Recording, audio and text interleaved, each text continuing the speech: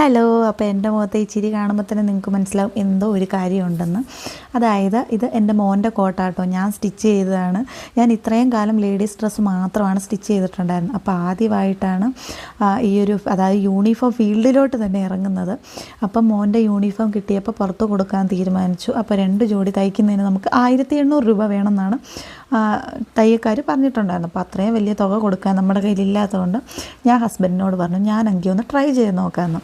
അപ്പോൾ എനിക്ക് നല്ല പേടിയുണ്ട്, കാരണം ഇത് പുതിയ തുണിയാണ്, നമ്മൾ തുണിക്കും പൈസ കൊടുത്തൊക്കെ തന്നെ വാങ്ങിയേക്കുന്നത്. അപ്പം കട്ട് ചെയ്ത് തയ്ച്ചിട്ട് റെഡി ആയില്ലെങ്കിൽ അത് നമുക്ക് കളയേണ്ടി വരും. പിന്നെ രണ്ടും കൽപ്പിച്ച് ഞാൻ യൂട്യൂബൊക്കെ നോക്കി അങ്ങ് തയ്ക്കാമെന്ന് വിചാരിച്ച് നമ്മുടെ തുണി എടുത്തു കേട്ടോ.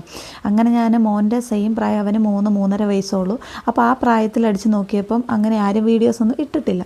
അപ്പം ഞാൻ ഏകദേശം ഇവൻ്റെ അളവ് പാൻറ്റും അതുപോലെ തന്നെ നമ്മുടെ യൂട്യൂബ് വീഡിയോസിൽ ഓരോരുത്തർ പറയുന്ന അളവും എല്ലാം അങ്ങ് കൂട്ടി മിക്സാക്കി ഞാനങ്ങ് തയ്ക്കാനായിട്ട് എടുത്തു കേട്ടോ. പാൻറ്റാണ് ഞാൻ ആദ്യമേ എടുത്തത്. അത് വലിയ കുഴപ്പമില്ലായിരുന്നു, കാരണം നമുക്ക് അവൻ ഇലാസ്റ്റിക് വെച്ച് തയ്ക്കാനാണ് സ്കൂളിൽ നിന്ന് അവരും പറഞ്ഞിട്ടുണ്ടായിരുന്നു. പിന്നെ എനിക്കും തോന്നി അവൻ അതാണ് കുറച്ചും കൂടി എളുപ്പമെന്നുള്ളത്, കാരണം ആൾ ചെറുതല്ലേ.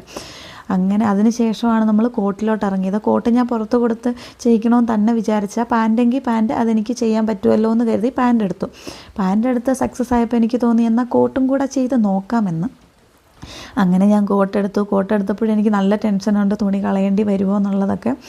അങ്ങനെ ഞാൻ അതും നമ്മളെ യൂട്യൂബിൽ കംപ്ലീറ്റ് വീഡിയോസ് എല്ലാം നോക്കിയിട്ടാട്ടോ നമുക്ക് വേറൊരാളുടെ വീഡിയോ കാണുമ്പം കംപ്ലീറ്റ് എൻ്റെ ഒരു ഇതാകട്ടോ ഞാൻ പറയുന്നത്, നമുക്ക് കംപ്ലീറ്റ് അവരുടേതായ അത് തന്നെ ക്യാപ്ചർ ചെയ്യാൻ പറ്റുന്നില്ല. ഞാൻ എൻ്റേതായ രീതിയിൽ കുറച്ച് ആഡ് ചെയ്തിട്ടും അതിൽ മാറ്റം വരുത്തിയിട്ടൊക്കെ കേട്ടോ ഞാൻ ഈ ഒരു കോട്ട് സ്റ്റിച്ച് ചെയ്യാനായിട്ട് എടുത്തത്. അപ്പം തയ്ച്ച് തീരുന്നത് വരെ കംപ്ലീറ്റ് ടെൻഷനാണ്. ഞാൻ ഒരു കോട്ട് തയ്ക്കാൻ, ഫസ്റ്റത്തെ കോട്ട് തയ്ക്കാൻ ഒരു 3 ദിവസം എടുത്തു കേട്ടോ.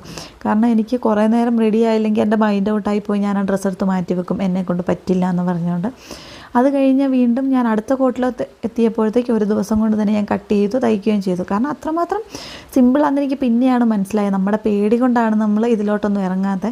എൻ്റെ അടുത്ത ലക്ഷ്യം ഇനി ഷർട്ട് തയ്ക്കുക എന്നുള്ളതാണ്. അതിൻ്റെ വീഡിയോ ഞാൻ എന്തായാലും പുറകെ ഇടുന്നുണ്ട് കേട്ടോ. ഇതുവരെ തയ്ച്ചിട്ടില്ല, ഞാൻ തയ്ക്കുന്നതാണ്. അങ്ങനെ ഇതെല്ലാം തയ്ച്ച് കഴിഞ്ഞപ്പോഴും എനിക്ക് ടെൻഷനുണ്ട്, ഇതിട്ട് കഴിയുമ്പോൾ ആൾക്ക് പാകമാകുമോ ഇല്ലയോ എന്നാണ് എൻ്റെ അടുത്ത ടെൻഷന്. അങ്ങനെ ഞാൻ മോൻ വന്നു കഴിഞ്ഞപ്പോഴത്തെ സ്കൂളിൽ പോയിട്ട് വന്നു കഴിഞ്ഞപ്പോഴത്തേക്ക് ഇട്ട് നോക്കി കേട്ടോ. കറക്റ്റ് ഫിറ്റിംഗ് ആണ്, കുറച്ച് ലൂസുണ്ട്. അതങ്ങനെയാണല്ലോ നമ്മൾ കോട്ടൊക്കെ തയ്ക്കുമ്പോൾ. അപ്പോൾ ഇത്രയേ ഉള്ളൂ. നിങ്ങൾക്ക് എൻ്റെ വീഡിയോ കണ്ട് ഇഷ്ടപ്പെടാൻ എല്ലാവരും സപ്പോർട്ട് ചെയ്യണം. അപ്പോൾ നമുക്ക് അടുത്ത വീഡിയോ ആയിട്ട് വീണ്ടും വരാവേ. Tata, bye bye.